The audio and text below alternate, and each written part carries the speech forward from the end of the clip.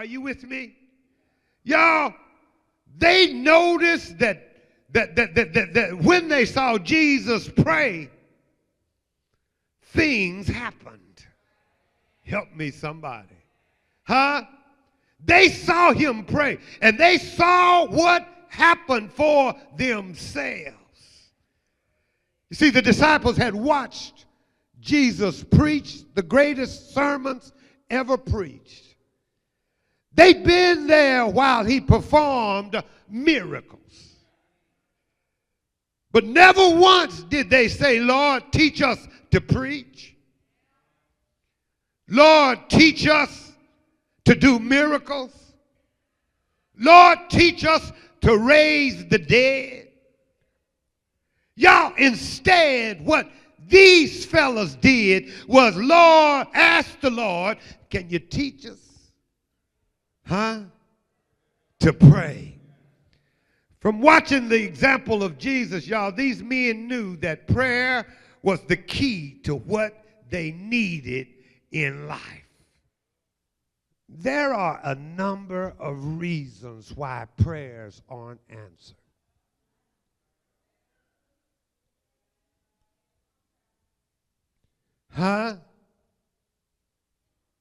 But the biggest problem is prayers are not answered because we don't believe. When we read the New Testament and read about the early Christians, y'all, it ought to blow your mind. Y'all, these people were happy. These people were full of joy. These people, y'all, what they had in Jesus was contagious. In fact, these folk were enthusiastic about life and their relationship with Christ. And as a result, these folk had power in their lives. Because they believed, y'all, they saw miracles.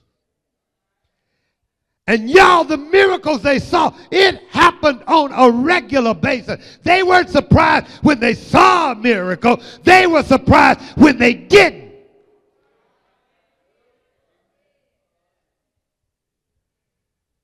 You ask a typical New Testament Christian, how's it going?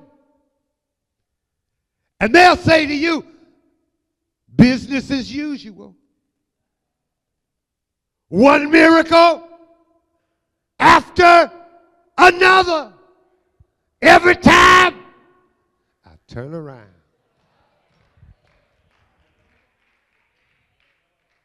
He just keeps on blessing. Every time. When I go out, he's blessing. When I come in, he's blessing. When I sit down, he's blessing. In fact, everything I put my hand to. Do I have a witness?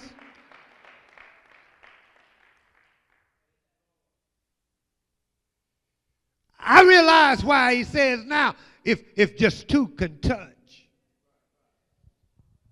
And I realize why he says, wherever there are two or three. Because the thing that is the most exciting about our prayer life, y'all, is the thing that we shun the most. I don't know why it is we get it that we pray and God hears us and we talk to God about it and we can do whatever we feel and do it however we feel,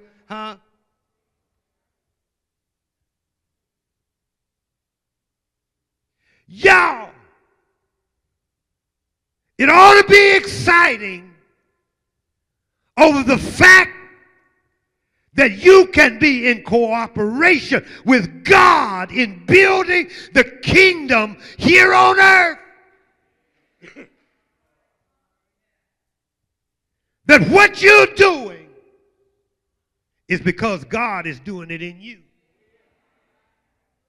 How you're responding is because of God's move in you.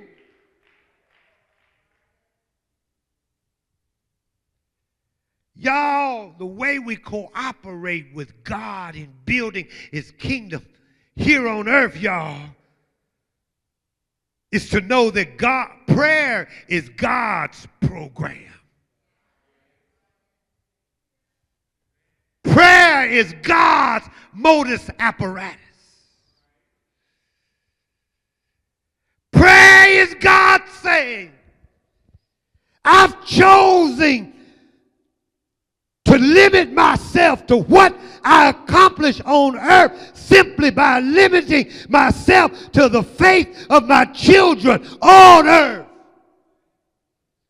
The reason God isn't doing it anymore because we've drawn a line in the sand. We've taken up a position as to what God can and what God cannot do. Y'all, when we limit God's work, we limit the work that God can do in us. People may reject my appeals. They may even reject my arguments. They might even reject me as a person. But they're totally defenseless against my prayers.